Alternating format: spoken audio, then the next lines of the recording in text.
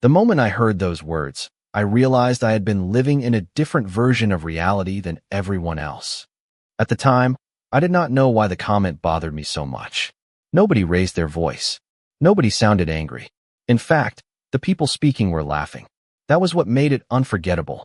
It happened on a warm Saturday afternoon in Omaha, Nebraska. My family had gathered for my grandson's birthday party. The backyard was full of folding chairs, balloons, and the sound of children running through the grass. It was exactly the kind of day I usually loved. At 74 years old, I had spent most of my life creating moments like that. Family gatherings, holiday dinners, weekend cookouts. After my husband passed away 13 years earlier, helping my family became the center of my life. If my son Michael needed something, I found a way to help. If Lauren needed someone to watch the children, I adjusted my schedule. If unexpected expenses appeared, I contributed what I could. I never kept score. I never expected repayment. Love was not supposed to work that way. That afternoon, I was carrying a tray of lemonade from the kitchen when I heard Lauren talking to one of her friends near the patio. I was not eavesdropping. In fact, I almost walked right past them. Then I heard my name. Instinctively, I slowed down. "Just ask Evelyn," Lauren said with a laugh. "She will do it." Her friend smiled. "What if she says no?" Lauren laughed again. "She never does. Besides, she likes feeling needed." The conversation moved on immediately afterward. They started discussing school schedules and vacation plans. Yet I stood there frozen for several seconds, staring at the glasses on the tray. She likes feeling needed. Something about those words felt wrong. Not because helping people embarrassed me. Not because I disliked being useful. But because Lauren sounded so certain. Certain that my answer would always be yes. Certain that my time belonged to everyone except me. I returned to the backyard and continued helping with the party. I smiled for photographs. Passed out drinks. Helped cut the birthday cake. Nobody noticed anything unusual. Outwardly, nothing changed. Internally, everything did. Later that evening, after the guests left and the house became quiet again, I sat alone in my living room replaying the conversation. The grandfather clock ticked softly from the hallway. Outside, the streetlights cast long shadows across the lawn. I tried convincing myself that Lauren meant nothing by it. Maybe she was joking. Maybe I was overthinking a harmless comment. Yet the more I reflected on it, the more uncomfortable I became. Because once I started looking back, I noticed things I had ignored for years. Requests that sounded more like expectations. Decisions made without asking my opinion. Assumptions that I would always be available. Always willing. Always ready. The next morning, I opened a cabinet containing old family paperwork and began sorting through files I had not reviewed in years. At first, I was simply looking for something to occupy my mind. Then I noticed several folders containing summaries instead of complete records. Missing pages. Missing details. Missing explanations. None of it seemed important at first glance. Still, I placed those folders aside. As sunlight drifted across the dining room table, Lauren's words echoed in my mind again. She likes feeling needed. For most of my life, helping my family brought me joy. What I did not realize was that somewhere along the way, my willingness to help may have stopped being appreciated and started being expected. And that possibility changed everything. Evelyn's comment continued echoing in my mind for days. She likes feeling needed. The words were simple, almost harmless. Yet they followed me from room to room, settling into quiet moments when I least expected them. Every time I replayed the conversation, I noticed something different. Not the words themselves, the certainty behind them. Lauren had not sounded grateful. She had sounded confident. Confident that my answer would always be yes. On Monday morning, I sat at the dining room table surrounded by old family photographs and a cup of coffee that gradually grew cold beside me. The albums stretched across the table like a timeline of my life. Michael's first day of school, family vacations, holiday dinners, birthday parties. Looking through them should have filled me with warmth. Instead, I found myself noticing something else. In almost every photograph, I was doing something for someone. Holding a child, serving food, organizing an event, cleaning up after everyone else had finished celebrating. At the time, I never questioned it. Helping people made me happy. After my husband passed away 13 years earlier, helping my family became the way I coped with grief. It gave me purpose when I needed it most. If Michael needed advice, I answered the phone. If Lauren needed childcare, I rearranged my schedule. When unexpected bills appeared, I contributed what I could. When plans changed at the last minute, I adjusted without complaint. I never kept score because love was never supposed to feel like a transaction. Yet as I sat there reviewing decades of memories, a difficult realization slowly emerged. I could remember hundreds of examples of times I changed my life to help other people. I struggled to remember moments when anyone asked what I needed in return. The realization made me uncomfortable. Not angry, thoughtful. Later that afternoon, I returned to the folders I had set aside after the birthday party. Most contained routine information, trust summaries, property records, family planning documents, the kinds of files that accumulate quietly over the years. As I reviewed them more carefully, I noticed another pattern. Several folders contained summaries without supporting documents, references without attachments, decisions without complete explanations. Individually, none of the omissions seemed significant. Together, however, they created an unsettling impression. Something was missing. On Tuesday evening, Michael stopped by unexpectedly. We sat on the back patio watching the sunset while discussing ordinary things. Work, sports, the grandchildren. At one point, I casually mentioned that I had been organizing some old trust records. Michael's reaction lasted only a second. His expression shifted briefly before returning to normal. Most people would not have noticed. I did. Just trying to get everything organized, I said lightly. Michael nodded and quickly changed the subject. The moment felt insignificant. Yet later that night, I found myself replaying it repeatedly. Why did such a simple comment make him uncomfortable? The next morning, I opened a notebook and began writing down every unusual detail I could remember. Lauren's comment, the missing documents, Michael's reaction, the incomplete records. One page became 2, then 3. As the list grew longer, another realization slowly formed. The issue was no longer whether people appreciated my help. The issue was whether they respected me enough to include me in things that mattered. Looking out the window toward the quiet street beyond my front yard, I understood something for the first time. Loving people should never require making yourself invisible. And for years, I had been far more invisible than I realized. The notebook became my companion over the next several days. Every morning, I added another observation. Every evening, I added another question. What began as a single uncomfortable comment at a birthday party was slowly becoming something much larger. The more attention I paid, the more things stopped making sense.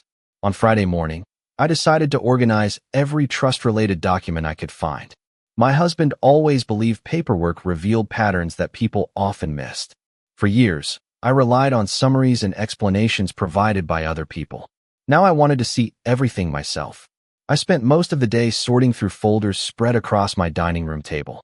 Property records, trust summaries, correspondence, tax documents. At first, the process felt ordinary. Then I noticed something strange.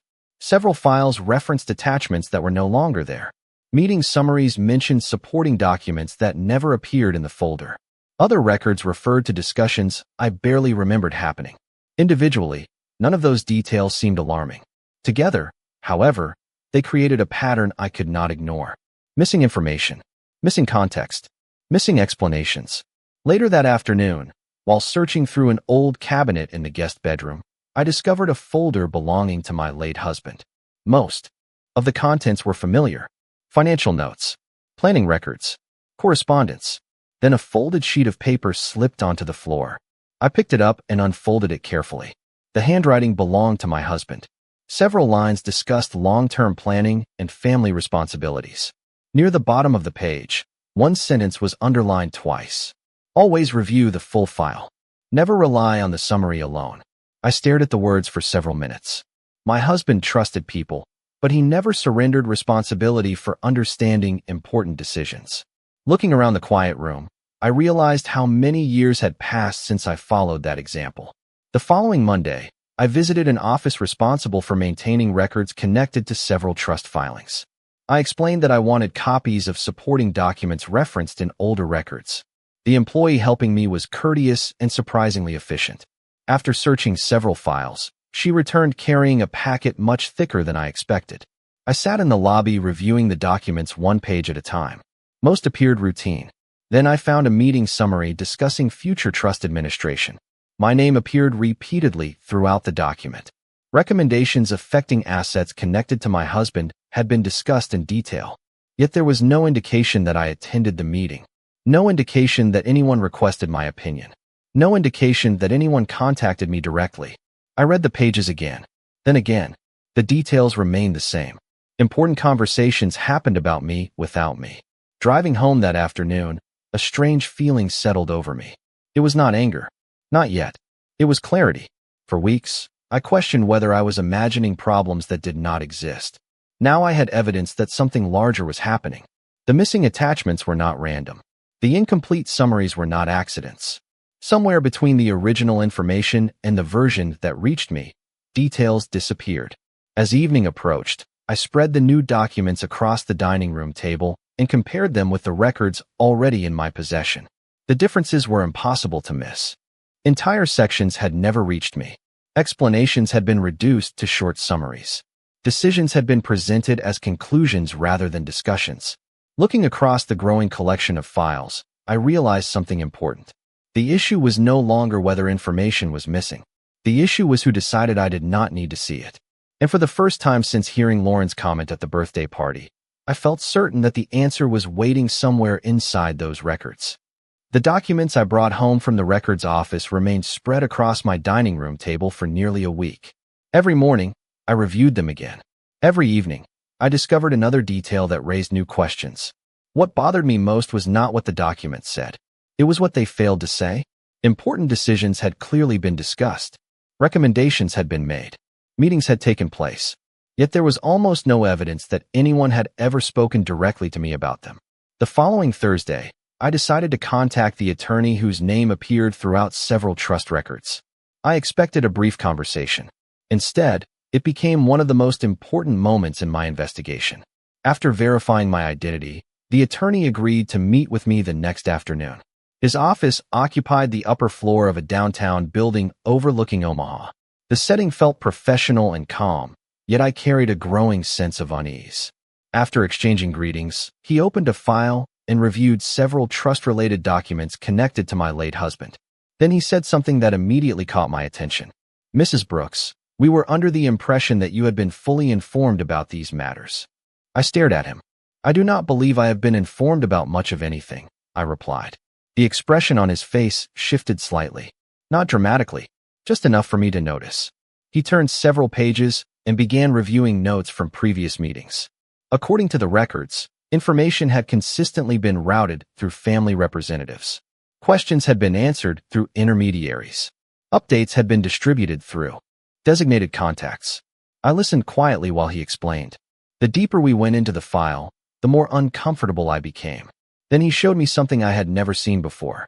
A planning memorandum discussing future trust administration. My name appeared repeatedly throughout the document. Assets connected to my husband had been discussed in detail. Recommendations had been debated. Long-term plans had been considered. Yet there was no indication that I attended any of those discussions. No indication that anyone sought my opinion. No indication that anyone even attempted to contact me directly. Why would everyone assume I already knew? I asked.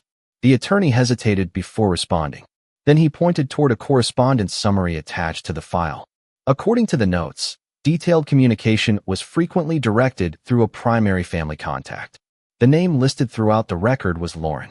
My pulse quickened. Before leaving the office, I requested copies of every available document connected to those discussions. The attorney agreed immediately. By the time I returned home, I carried a folder much thicker than the one I brought with me.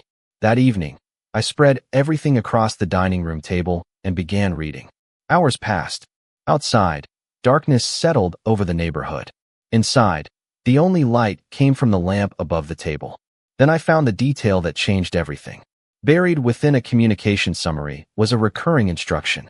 Whenever possible, updates should be directed through Lauren because she coordinated family communication. I read the sentence twice, then a third time. The significance hit me immediately. Lauren was not simply receiving information.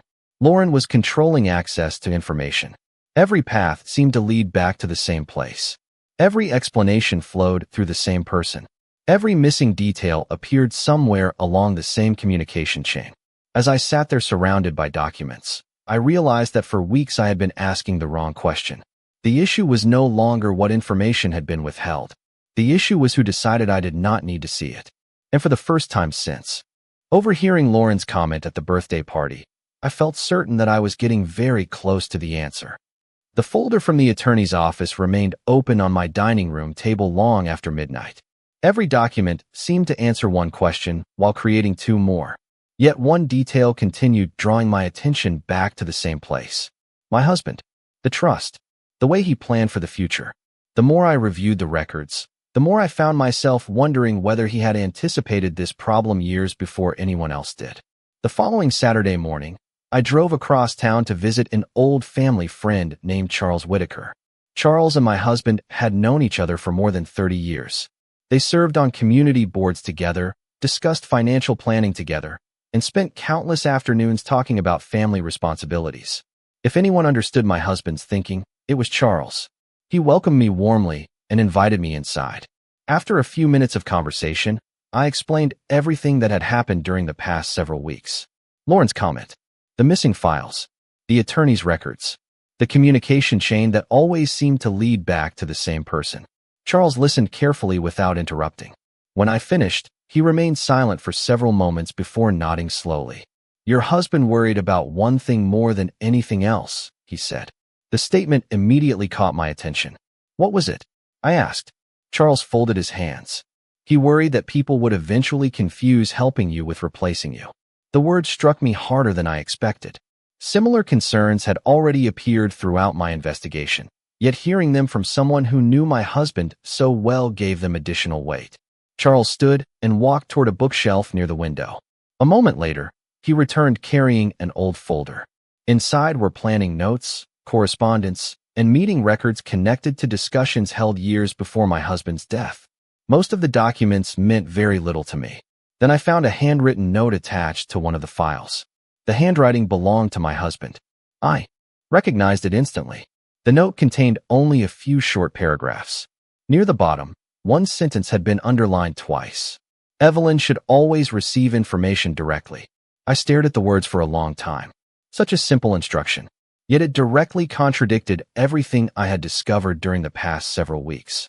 Charles watched quietly while I read. He respected your judgment, he said. He never wanted anyone deciding what you should or should not know. The distinction stayed with me during the drive home. Many people describe controlling information as helping. They call it simplifying, organizing, protecting. Yet true respect requires transparency.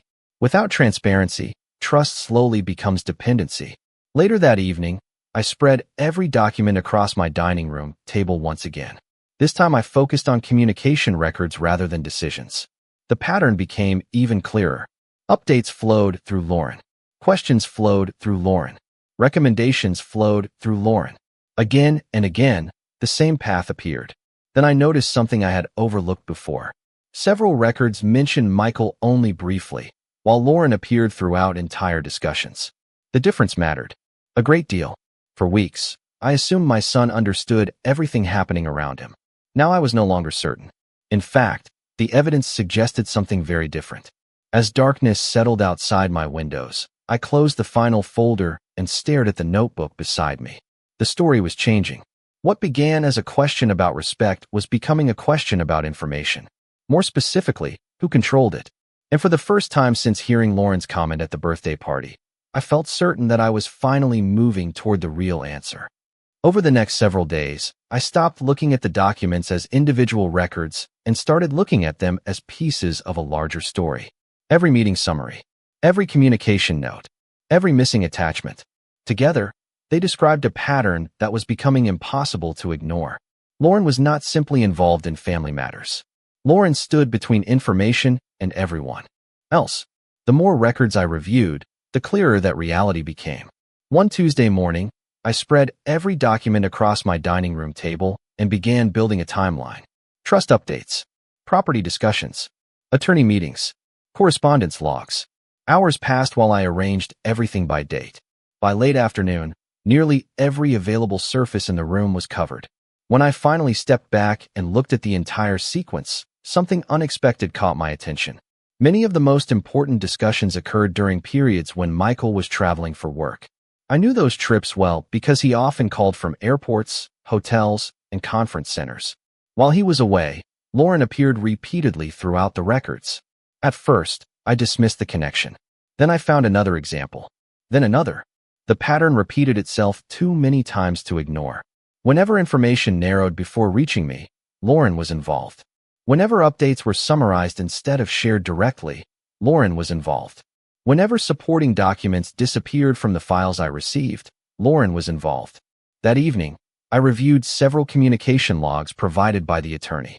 Most contained routine information, dates, contact names, meeting schedules. Then I noticed a phrase appearing again and again. Primary family contact. The title was never formally assigned, yet the records consistently treated Lauren as the person responsible for receiving and distributing information. Advisors contacted Lauren. Attorneys contacted Lauren. Questions flowed through Lauren.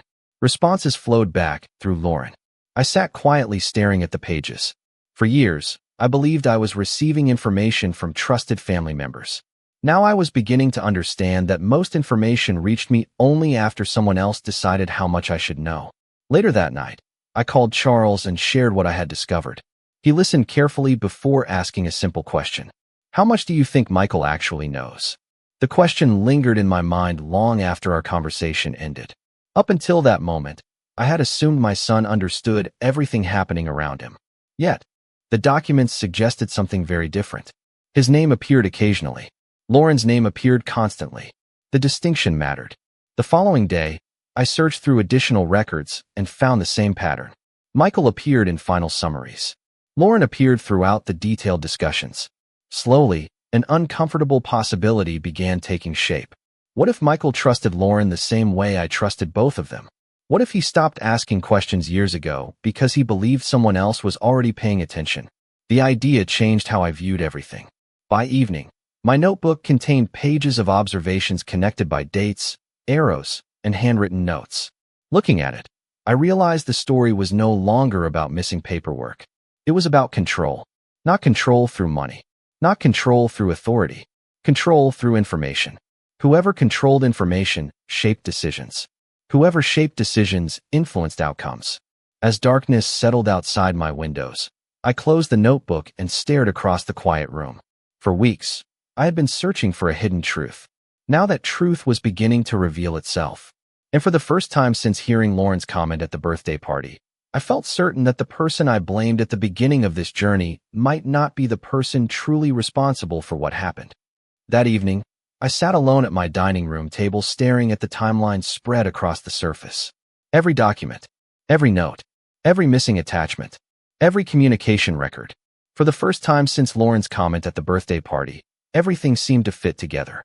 What surprised me most was not the evidence pointing toward Lauren. It was the evidence pointing away from Michael.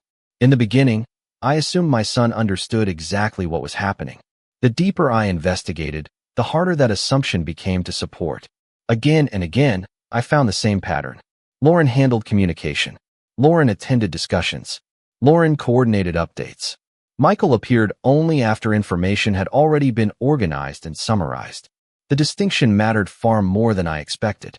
The following morning, I called Charles and shared everything I had discovered. He listened quietly before responding. Then perhaps your son is not making decisions, he said. Perhaps he is trusting someone else to make them. The observation stayed with me throughout the day. Later that afternoon, I returned to the communication records and reviewed them from a different perspective. Instead of asking who benefited, I asked who knew the most. The answer appeared repeatedly. Advisors contacted Lauren first. Attorneys contacted Lauren first. Meeting updates went to Lauren first. Whenever information moved through the system, she stood somewhere in the middle. The pattern no longer felt accidental. It felt established. That evening, another piece of the puzzle appeared. While reviewing several correspondence summaries, I noticed references to conference calls involving trust administration. Most participants were identified by title rather than name. One note, however, specifically described Lauren as the primary family contact and principal source of family feedback. Family feedback. The phrase bothered me immediately. Nobody had ever asked for mine. I sat quietly reading the sentence again and again. Then another realization emerged. Throughout this entire process, people assumed Lauren represented the family's views because nobody challenged that assumption. Not Michael. Not advisors. Not attorneys. Certainly not me.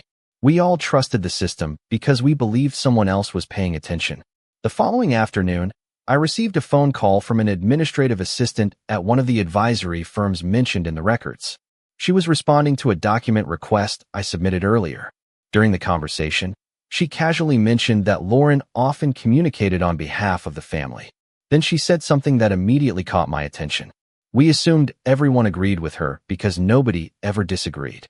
The sentence stayed with me long after the call ended. Nobody ever disagreed. How could they? Most people never received complete information directly. Looking around my quiet kitchen, I realized the problem was larger than I originally thought. This was never really about missing documents. It was never really about trust records. It was about information. The person controlling information often controls the conversation. The person controlling the conversation often shapes decisions. And once that process continues long enough, everyone forgets there was ever another way. As darkness settled outside my windows, I reviewed my notes one final time. The evidence no longer pointed in several directions. It pointed toward one unavoidable conclusion. Lauren had gradually become the gatekeeper of information while everyone else stopped asking questions, including me. For weeks, I believed I was searching for hidden paperwork. The truth turned out to be much simpler. The real issue was that one person became responsible for deciding what everyone else needed to know. And now that I finally understood how it happened, I knew exactly what needed to happen next. The truth was no longer buried in files. The truth needed to be brought into the open where nobody could ignore it anymore. Once I understood what the evidence was telling me, I stopped searching for more documents and started preparing for a conversation. Not an argument. Not a confrontation. A conversation. There is a difference. Arguments encourage people to defend themselves. Facts encourage people to listen. The following Sunday, I invited Michael and Lauren to dinner. I kept everything completely normal. Warm. Familiar. Comfortable. The same way it had always been. Michael accepted immediately. Lauren sounded cheerful on the phone. If she felt any concern, she did not let it show. During the week leading up to dinner, I organized every document I had collected.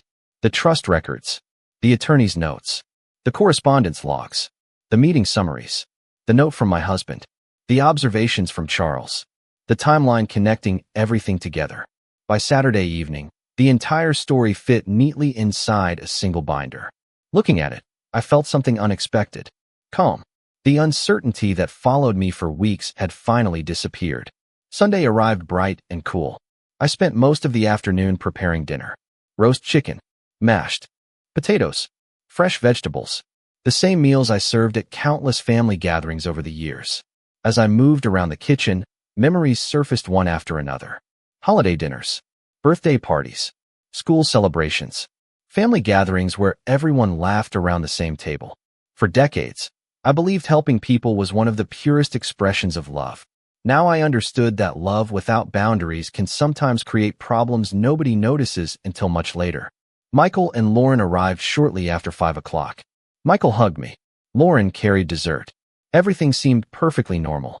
We sat together and shared a meal. Conversation flowed easily. Work, family, the grandchildren. Watching them laugh, I almost wished I had never started asking questions. Almost. After dessert, I stood and retrieved the binder from the living room. The moment I placed it on the table, the atmosphere changed. Michael noticed immediately. Lauren did too. Neither spoke at first. I sat down and folded my hands.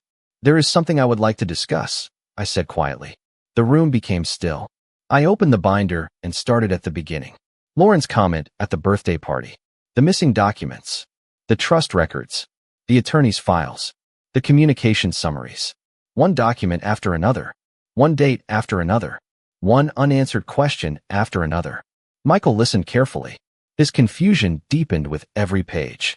Lauren remained unusually quiet. Occasionally, she glanced at a document before looking away again. When I reached the communication records, I placed them directly in front of her. Then I showed the notes identifying her as the primary family contact. Next came the records showing information repeatedly flowing through her before reaching anyone else. Finally, I placed my husband's handwritten note on top of everything else. Evelyn should always receive information directly. Nobody spoke. The silence stretched across the room. Then Michael looked at Lauren. Why was Mom not included? He asked quietly. Lauren stared at the papers. For several long seconds, she said nothing. Then she slowly exhaled. Because it seemed easier, she said. Michael frowned. Lauren continued. At first, she simply organized information. Then she started summarizing it. Later, she began deciding which details mattered and which details did not. Eventually, she stopped noticing the difference. She believed she was helping everyone by simplifying things. Nobody questioned it, she said softly. Her eyes moved between Michael and me. And honestly, I never thought anyone would. The words settled heavily over the table. Because in that moment, every missing document, every missing conversation, and every missing explanation suddenly made perfect sense. The problem was never that I helped too much. The problem was that everyone became so accustomed to my role that they stopped seeing me as someone who deserved to be fully included. And for the first time since this journey began, nobody at the table could pretend otherwise. For several moments after Lauren finished speaking, nobody said anything. The binder remained open in the center of the table. Every document, every note, every missing explanation that had occupied my life for weeks now sat quietly between us. The truth was no longer hidden. It was simply there. Michael looked down at the paperwork and slowly shook his head. The disappointment on his face affected me more than any argument could have. I should have paid more attention, he said quietly. Nobody disagreed. Lauren lowered her eyes. For the first time since I had known her, she seemed genuinely uncertain. Not because she had been confronted, because she was finally seeing the consequences of decisions she once believed were harmless. Over the following weeks, changes began happening throughout the family. Not dramatic changes, necessary ones. Trust discussions were paused until everyone involved received complete information. Future meetings required direct participation from every interested party. Copies of documents came directly to me instead of passing through someone else first. Attorneys updated communication records. Advisors adjusted contact preferences. Information no longer depended on a single person deciding what everyone else needed to know. It reached the people it affected directly. Exactly as my husband intended. Michael changed as well. He began attending meetings personally, reviewing documents personally, asking questions instead of relying on summaries. Watching him do that reminded me of his father. Not because they were identical, but because both understood something important.